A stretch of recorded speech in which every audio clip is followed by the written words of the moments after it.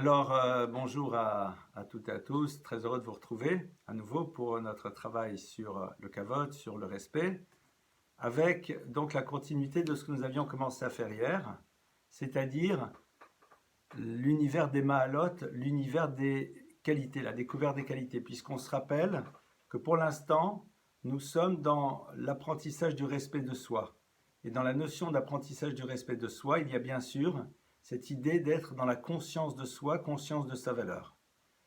Pour pouvoir se respecter, il faut avoir conscience que nous avons une valeur, et nous avons vu au nom de Rabbeinu Yona l'enseignement suivant, Hapetach Harishon, le point de départ, c'est-à-dire la porte numéro 1 qu'il faut ouvrir, la première porte, ça veut dire qu'il y a un effort à faire pour découvrir qu'il y a quelque chose derrière. Chez Yeda Erko, nous avons longuement développé cette notion d'être dans le Da'at, c'est-à-dire d'être dans la connaissance intime de la valeur qui est présente chez nous en tant qu'être humain fait à l'image de Dieu, c'est-à-dire que nous avons une dimension particulière, unique et extraordinaire, nous avons un esprit, nous avons une conscience, nous avons une notion de valeur, nous avons une notion de libre arbitre, nous avons la capacité de pouvoir penser, de pouvoir réfléchir, de pouvoir faire des choix, et comme le disent certains maîtres, nous avons la capacité d'utiliser notre cerveau pour comprendre le mode de fonctionnement de notre cerveau, ce qui est au passage quelque chose d'incroyable. Et donc, ça, c'était la première dimension. On l'a longuement développé et on n'a que vu en second, ce que Rabbeinu Yona nous dit, qu'il y a aussi chez Yakir Mahalato, c'est-à-dire qu'ils connaissent Mahalato, sa grandeur, et par sa grandeur, évidemment, on a compris, en premier lieu, Mahalotav, c'est-à-dire ses traits de caractère positifs, ce qui fait de lui quelqu'un de grand dans sa spécificité, parce que tout simplement, au-delà du fait qu'il est un être unique, il a aussi des qualités particulières uniques. Alors, on s'est arrêté hier sur comment se fait-il qu'on a difficile à partir à la découverte de nos qualités. On a vu qu'il y avait plusieurs raisons. Une des raisons que nous avons évoquées, c'était que être dans le savoir de ces qualités crée une obligation, car si je possède telle et telle qualité, qu'est-ce que l'on attend de moi? Et que, au fond, tout l'enjeu dans la vie, c'est d'être capable de ne pas gâcher ses réalisations en oubliant ce que sont nos potentialités ou alors en les utilisant dans des domaines inappropriés. Il n'y a rien de pire que cela. Et donc, on a parfois peur parce que on n'a pas trop envie de faire des efforts, on n'a pas envie trop de se dépasser, on préfère rester dans un monde dans lequel, au fond, je ne suis pas très doué, je ne suis pas très fort, je n'ai pas tellement de capacité, et donc sur la base de ça, eh bien, laissez-moi tranquille dans mon petit coin. Ça, c'était évidemment le premier point. Le second point, c'est que être dans la découverte de ces qualités est quelque chose que nous n'avons pas appris à faire, parce que on a soit tendance à voir l'univers des qualités comme étant un univers qui nous demande des efforts, alors que nous allons découvrir encore plus aujourd'hui que c'est totalement inexact. Et puis aussi, on ne nous a pas trop habitués à mettre en exergue cela parce que l'on a invoqué l'univers de l'orgueil en nous disant mais de quoi tu t'enorgueillis, tu n'as pas honte, tu dis je suis ceci, je suis cela, je possède telle et telle qualité, alors qu'en vérité le verset nous dit Vaïk balibo bedarke Hashem, son cœur s'est enorgueilli dans les chemins de Dieu. Traduction, être conscient des qualités qui sont les nôtres pour pouvoir par la suite les utiliser dans le cadre d'un projet qui va être notre projet d'existence n'est pas de l'orgueil dès lors que l'on se rappelle qu'à l'image du chauffeur dans la voiture de maître, cette voiture ne nous appartient pas, on nous l'a juste mis à notre disposition et nous avons une responsabilité par rapport à ces capacités que l'on nous a confiées. Capacité, c'est aussi bien notre intelligence, notre sensibilité, plein de choses, et aussi les capacités globales qui sont les nôtres. Nous avons vu, ça peut être aussi nos capacités financières, nos capacités relationnelles. On doit s'interroger toujours sur le pourquoi, c'est-à-dire pour quelle réalisation, pour faire quoi je dispose de toutes ces choses-là, vers où je dois les utiliser, vers où elles doivent aboutir. Donc ça, c'était ce qu'on avait vu ensemble hier. Je l'ai résumé. Alors maintenant, on va continuer sur l'univers de la découverte de nos qualités, en se rappelant de cet enseignement de Rabbeinu Yona qui disait que, en plus, tu n'as sûrement pas le droit de connaître tes défauts avant de connaître tes qualités. Et ça, pourquoi je ne crois pas que je l'ai expliqué hier. Rabbeinu Yona dit, on ne peut pas connaître ses défauts tant qu'on ne connaît pas ses qualités. D'abord parce que quand on va découvrir ses défauts, on va aller vers le bas, et évidemment, le regard négatif que l'on va porter sur nous-mêmes ne sera pas du tout quelque chose qui nous permettra de nous propulser dans une dynamique de vie positive. Et aussi, lorsque quelqu'un voit en premier lieu ses défauts, lorsqu'il voit par la suite ses qualités, il ne les voit que comme étant des éléments qui compensent la vision négative de lui-même. C'est-à-dire, je ne suis pas si catastrophique que ça, parce que quand même je suis gentil. C'est-à-dire, en vérité, j'ai plein de défauts, mais bon, ça va, je suis encore acceptable dans ce bas monde parce que j'ai 2-3 points positifs. Les points positifs seraient là pour rééquilibrer les éléments négatifs de nous-mêmes et on ne les verra pas comme étant des éléments qui font de nous un être grand. On les verra comme étant des éléments qui font de nous quelqu'un qui est moins petit, quelqu'un qui n'est pas catastrophique. D'ailleurs, vous savez, souvent, il y a des personnes qui parlent comme ça, qui se disent « Bon, je ne suis pas quand même si catastrophique que ça parce que… » Non, tu es quelqu'un d'exceptionnel, avec des défauts. C'est un problème de regard et on voit ô combien les maîtres de la tradition juive ont été extrêmement vigilants là-dessus parce qu'ils connaissent les enjeux parfaitement de ce qui va se mettre en place derrière. Alors, on va rentrer maintenant un petit peu plus dans l'univers de la découverte de ces qualités. Comment est-ce qu'on procède? Comment est-ce que l'on fait? Et pour cela, je vais reprendre le Haléchour, mais je vais le reprendre dans le Chelek Rishon, c'est-à-dire Rav Wolbe évoque ça dans le premier tome de son ouvrage, et on va ensemble lire et découvrir. Rav Wolbe là-bas va nous citer un enseignement de son maître, Rav Yerucham Levovitz de Mir. Rav Yerucham Levovitz de Mir était le maître par excellence de Rav Wolbe. Il était à Mir, en Pologne. La yeshiva de Mir a échappé pendant la Shoah de manière incroyable à la destruction en se retrouvant à Shanghai. Escape from Shanghai, c'était le fameux plan Fugu. Je ne sais pas si vous avez entendu parler. Allez, je fais une petite parenthèse. Les Japonais étaient persuadés que si on laissait des Juifs arriver chez eux, étant persuadés que les Juifs avaient d'excellentes relations avec le gouvernement américain, en accueillant certains sur leur sol, ils interviendraient auprès des Juifs américains pour que ceux-ci interviennent vers l'Amérique pour qu'ils ne rentrent pas en guerre. C'était une histoire de fou. Le plan Fugu, vous savez, le fugu, c'est ce poisson qui est consommé au Japon et dont on sait qu'il est extrêmement toxique. Le foie est toxique et si on ne le prépare pas dans les règles de l'art, il peut être catastrophique. Donc, ils voyaient là-dedans une forme de système à mettre en place pour pouvoir obtenir ce qu'ils voulaient, mais en voyant les dangers. De manière assez incroyable, la yeshiva de Mir en entier a réussi à s'échapper via le transsibérien. C'est une histoire merveilleuse de Hashgacha Pratit, c'est-à-dire comment la providence divine s'est retrouvée à chacune des étapes avec un consul japonais totalement philosémite qui était à Kovno, Kaunas K-A-U-N-A-S, en Lituanie. On se demandait ce qu'ils faisaient là. Ils ont réussi à obtenir des visas vrais faux du consul de Hollande disant qu'on n'avait pas besoin d'avoir de visa pour aller à Kurochao, qui était une possession hollandaise de l'époque. Donc ils pouvaient, avec ces visas qui disaient qu'on n'avait pas besoin de visa, transiter par le Japon. Ils sont restés. Une histoire hallucinante. L'histoire la plus incroyable, c'est que quand ils sont arrivés à Shanghai, eh bien à Shanghai, il y avait là-bas une synagogue et un centre communautaire totalement vide. Parce qu'il y avait un juif très riche qui, quelques années auparavant, avait décidé de construire une grande synagogue, des dépendances, des cuisines, des salles à manger, enfin un truc énorme. Pourquoi? Parce qu'il pensait que comme Shanghai était une ville de commerce, il y aurait de plus en plus de juifs qui allaient venir, et donc il fallait déjà préparer une structure. C'était quelqu'un de très riche. Cette synagogue s'appelait Beth Aaron.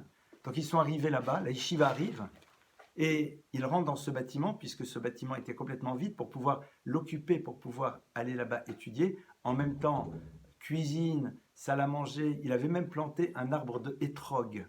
Vous savez, le hétrog, une des 4 espèces que l'on utilise à Sukkot, espèce pas simple à obtenir au Japon, et ils ont pu accomplir les commandements de Sukkot. Mais le plus merveilleux, c'est quoi? C'est qu'ils rentrent. Alors là, le chiffre, j'ai peur de faire une erreur, mais le concept est vrai. Ils rentrent dans la grande salle de la synagogue. Il y a 522 places. Ils sont 522 élèves. C'est assez hallucinant cette histoire. Pourquoi eux ont survécu et pas les autres?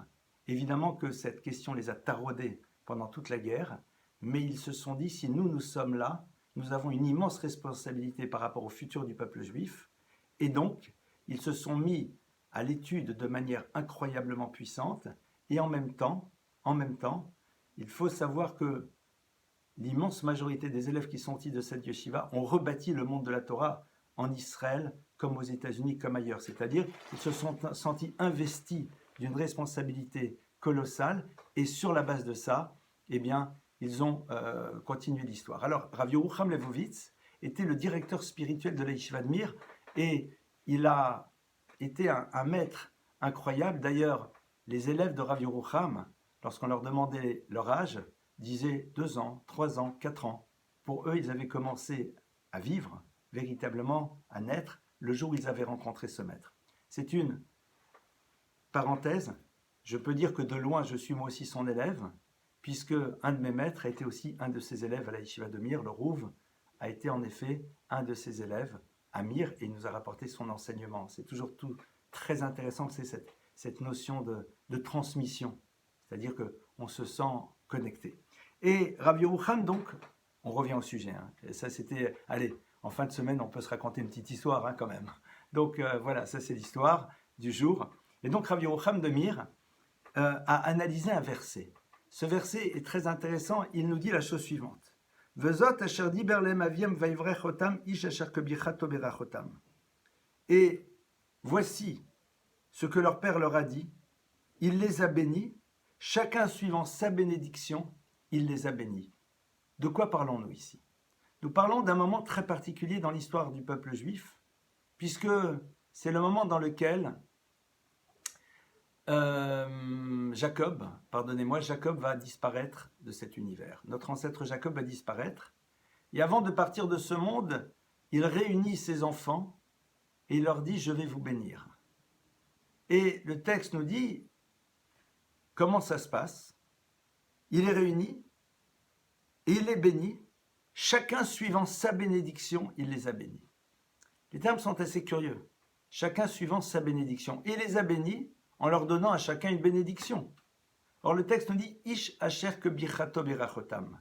Chacun suivant sa bénédiction, il va le bénir. Et le Rav Yerucham explique et dit « Inyan abrachot yesh lavin, kol echad hayta kefi haraoui lo kefi tivo midotav ». La bénédiction en vérité que Jacob donne à ses enfants, c'est suivant sa bénédiction à l'enfant à lui. Traduction, il va analyser les particularités, les qualités, les capacités de chacun de ses enfants. Il les connaît. Et il va mettre en exergue chez chacun les capacités et les qualités qui sont les siennes, ou les éléments sur lesquels il va devoir travailler de manière particulière. Et c'est ça sa bénédiction. Il va leur souhaiter de savoir vivre leur vie avec les capacités qui sont les leurs, en le leur révélant. Et pour certains, il va leur rappeler les défauts qu'ils ont pu avoir pour leur montrer que l'enjeu de leur existence, c'est justement d'utiliser toutes leurs énergies pour pouvoir travailler sur ces points. Mais l'essentiel, c'est le rappel justement que birchato, chacun suivant sa bénédiction, chacun suivant ses capacités. Et Yaakov va donc créer, j'ai envie de dire, le départ du peuple juif en rappelant que chacune des tribus aura des capacités particulières. Et donc, évidemment, chacun d'entre nous devra s'interroger sur les capacités particulières qu'il a pour pouvoir créer son histoire. Mais les choses vont plus loin que cela. Lorsque nous voyons cela, eh bien, on comprend une chose, c'est que les qualités de chacune de ces tribus qu'il met en exergue faisaient partie de leur nature profonde. Il dit à chacun, sache que tu as une qualité particulière, 2, 3, mais je mets en exergue la qualité qui fait partie profondément de toi-même, qui est presque dans une forme de patrimoine génétique spirituel. Alors Rav Wolbe nous dit la chose suivante. Si c'est comme cela, que ces qualités font partie d'eux de manière naturelle, Prishuto Shel Yosef, la capacité qu'a eu Joseph de savoir résister à la femme de Potiphar, faisait partie de sa nature profonde. Car en effet, au plus profond de lui-même, Yosef était quelqu'un qui en effet avait comme capacité de savoir gérer ses pulsions, ça faisait partie de sa nature profonde. Alors quel est le mérite? Ça fait partie de ses capacités profondes. Il est extrêmement doué en calcul mental. Mais depuis qu'il est enfant, il est super organisé. Mais ça fait partie de sa nature, c'est lui. Yehuda, un autre fils de Jacob. Eh bien, lorsque lui va être capable de reconnaître son erreur, avec l'histoire de Tamar, on ne va pas rentrer dans les détails, mais il va lui dire, Yehuda, Yehuda, sache que ta grandeur, ta capacité, ta force, c'est de ne pas avoir peur de reconnaître quand tu fais une erreur, chose qui est exceptionnelle. Mais ça fait partie donc de sa nature profonde.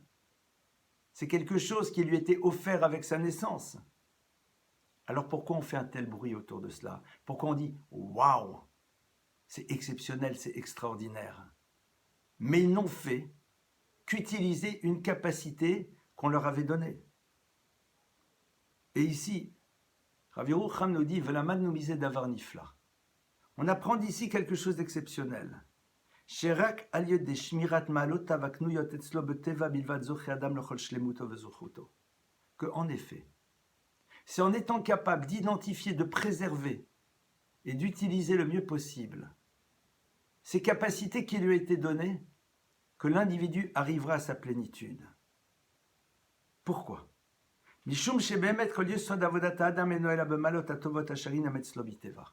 Car il faut savoir, dire Avolbe, que la base même du travail que l'on attend de nous dans l'univers, c'est de savoir utiliser ces qualités que l'on nous a mis et qui font partie de nous naturellement.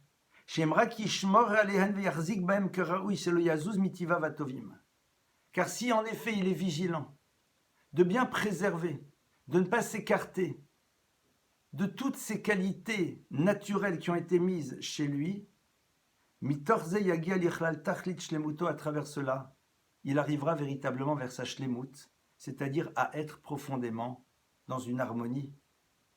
Chez Kulo, il taper le tov, et il arrivera à se transformer en bien, car en effet, même les dimensions négatives commenceront à se transformer chez lui.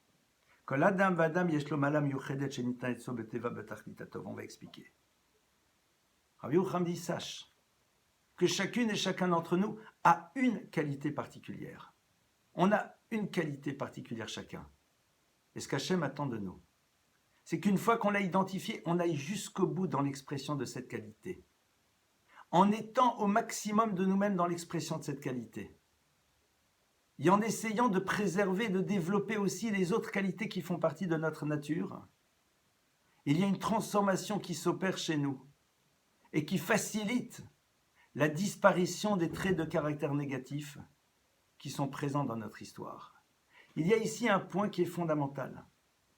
Il faut en effet être prêt à découvrir la qualité qui nous définit, l'élément spécifique qui est le nôtre. Et savoir que, à partir du moment où on le possède, on en dispose, c'est qu'on a un travail particulier à effectuer dans notre histoire avec cette qualité particulière. Si je t'ai donné cette capacité particulière d'Hachem à l'homme, alors cette qualité, tu dois la pousser à son paroxysme. Attention, quand je parle à son paroxysme, c'est tout simplement être toujours dans la mesure, parce que parfois, en étant dans la démesure, on est dans le déséquilibre. À son paroxysme, c'est quoi? C'est être pleinement, totalement, complètement investi dans ce que l'on fait au moment où cette qualité s'exprime. Je m'explique. On va donner une image qui va peut-être vous faire sourire. L'image de quelqu'un qui réalise que dans ses capacités, il a une belle voix. C'est une qualité d'avoir une jolie voix. On dit que le Gaon de Vilna aurait dit qu'il était prêt à donner la moitié de son savoir en Torah pour avoir une belle voix. Pourquoi? Il y a marqué dans le verset Kabed Hashem Mehoncha, honore Dieu avec ta possession, avec ce que tu possèdes. Et nos maîtres nous disent, tu peux lire dans le mot Honcha, en jouant un petit peu avec les lettres Groncha, aussi avec ton garonne, avec ta gorge, avec ta capacité d'émouvoir, en chantant, en parlant, que sais-je. Et ça, en effet, si au moment où tu chantes, tu es complètement investi sur le chant qui est le tien, pour pouvoir faire émerger des émotions exceptionnelles vers celles et ceux qui t'écoutent, et qui à travers cela vont s'élever spirituellement, c'est ce que l'on appelle être dans l'intensité. D'ailleurs, on nous rapporte l'histoire d'un homme qui a vécu quelque chose qui n'était pas simple. Et quand il a analysé le pourquoi de son histoire, c'est une histoire que l'on retrouve dans les textes des prophètes, eh bien c'est que cet homme avait une voix merveilleuse, exceptionnelle. Et que chaque fois, lorsqu'il allait au temple de Jérusalem aux grandes fêtes, il chantait et c'était un moment exceptionnel pour tout le monde. Et une année, il a dit, allez, j'ai pas trop envie. Et il a manqué quelque chose dans la ferveur du peuple qui était présent, pardonnez-moi, au Beth Amikdash, au temple de Jérusalem. Ça, c'est cette dimension de paroxysme. C'est-à-dire se dire si on en dispose, elle ne doit pas être utilisée de temps à autre. Elle doit être au cœur de notre vie. Alors la question est de savoir comment est-ce que l'on va faire pour la découvrir. En se rappelant aussi, dit-il, que on a aussi chacune et chacun d'entre nous une, malheureusement, mais pour l'instant on n'en parle pas trop, très mauvaise mida, un trait de caractère vraiment qui est négatif, qui n'est pas dramatique, mais dont on sait que c'est notre point faible. Notre point faible. On a d'autres traits de caractère négatifs, mais bon, ça va. Mais celui-là, on sait que c'est vraiment le point faible. Et c'est pas, comme je dis, point faible, c'est pas nécessairement quelque chose d'horrible.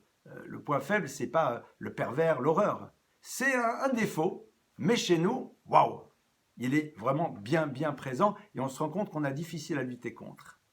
Alors, ce que je vais nous proposer de faire ensemble, c'est tout simplement de faire, et je vais vous le montrer ici sur ce livre, de faire ce que j'appellerais un selfie spirituel.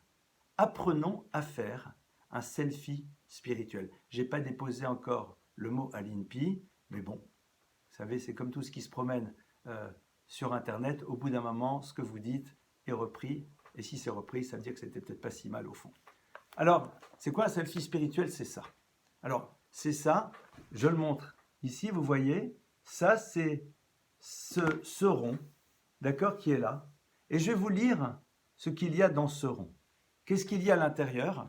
Eh bien, il y a en haut notre qualité, tout en bas le défaut sur lequel on doit se battre, et au fur et à mesure on l'entoure les qualités pas mal, les qualités présentes, les qualités qui émergent de temps à autre, celles qui sont là mais vraiment et idem au niveau du défaut, le défaut dont il est bien présent, ceux qui sont, ouais, on les voit quand même pas mal, mais pas trop, ceux et puis ceux qui apparaissent de temps à autre. Et je vais vous lire un petit peu ce qui se passe dans ce rond. Alors, c'est un exemple, hein, évidemment, donc chacune et chacun d'entre nous, c'est juste pour nous donner des idées un petit peu sur qu'est-ce que l'on appelle qualité. Alors regardez, ici en l'occurrence, la qualité par excellence qui était mise en haut, c'est la notion de Emouna, c'est-à-dire la notion de foi et de confiance. C'est-à-dire c'est une personne qui, lorsqu'elle a identifié ses qualités, s'est rendue compte que, pour elle, à partir du moment où la croyance est présente, eh bien, il a une confiance pleine et entière, et quels que soient les événements, il n'est pas là en disant « ouais, non mais on ne sait jamais, on ne sait jamais ». C'est ancré profondément en lui. Il y a des personnes qui sont croyantes. Et c'est intéressant de voir que ça s'appelle aussi une qualité. Qui sont croyantes, mais au niveau de leur confiance, un peu plus compliqué.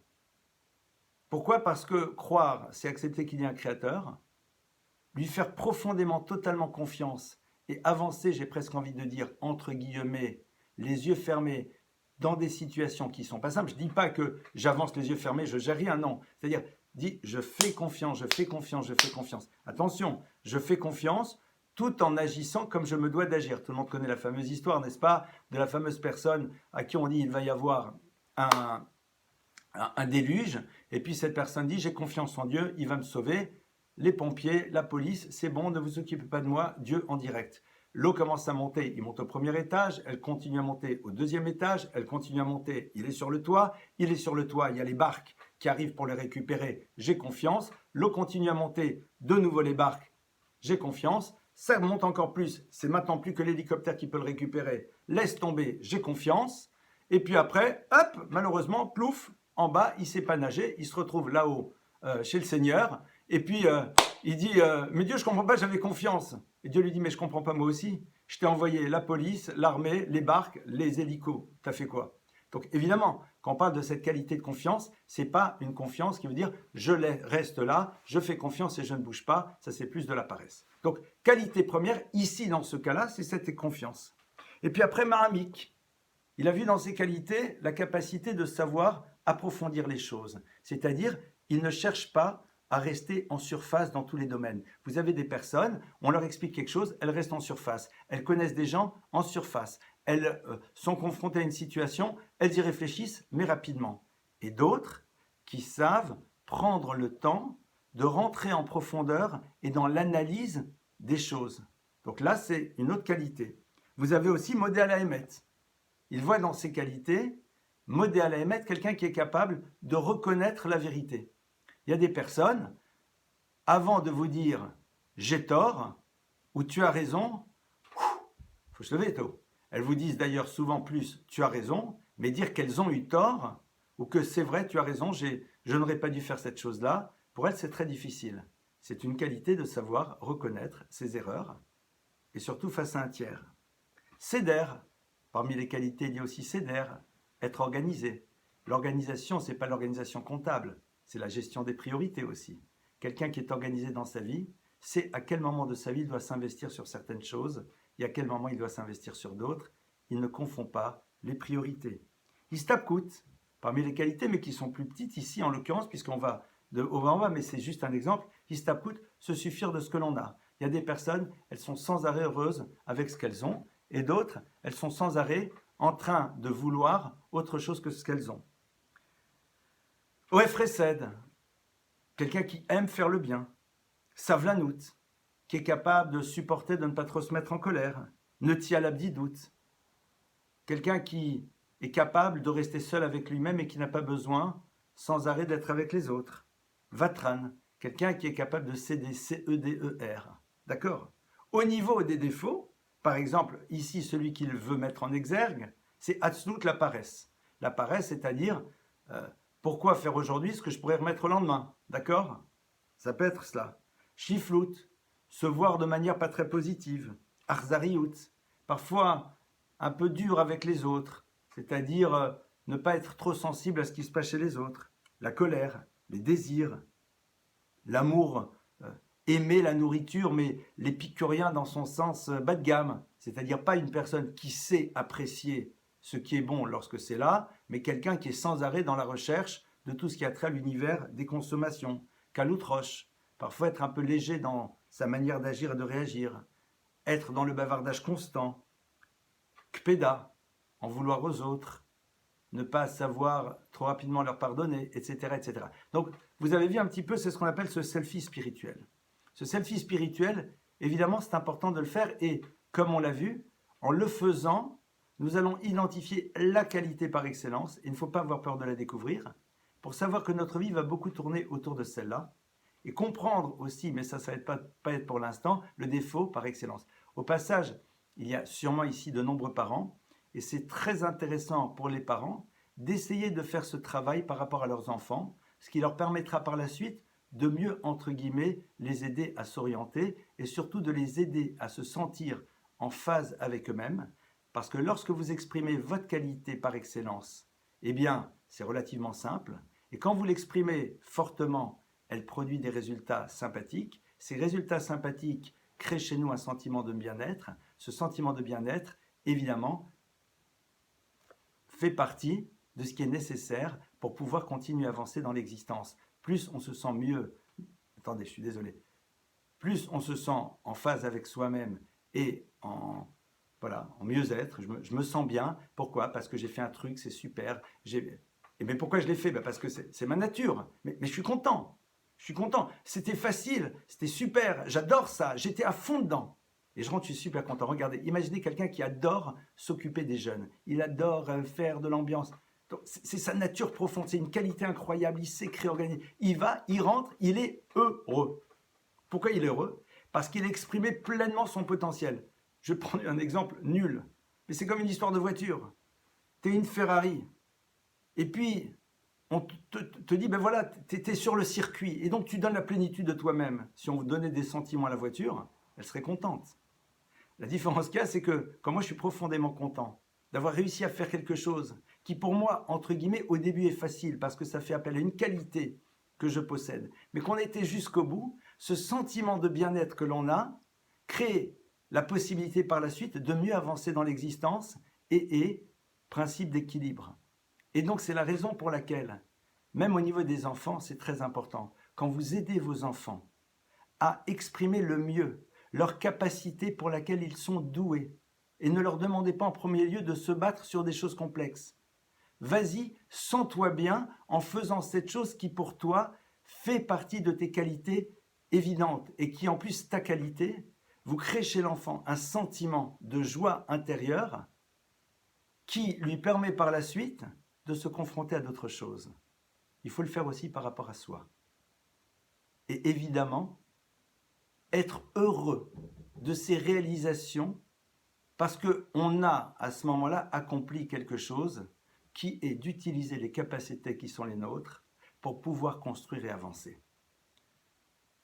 On va s'arrêter ici pour aujourd'hui, mais néanmoins, sachons que la semaine prochaine, Bezrat Hashem, dimanche, eh bien, nous allons rentrer plus en profondeur encore dans ce que l'on appelle l'origine plus mystique de ces qualités qui passent à travers les 4 éléments fondamentaux de la création, l'eau, le feu, l'air et la terre.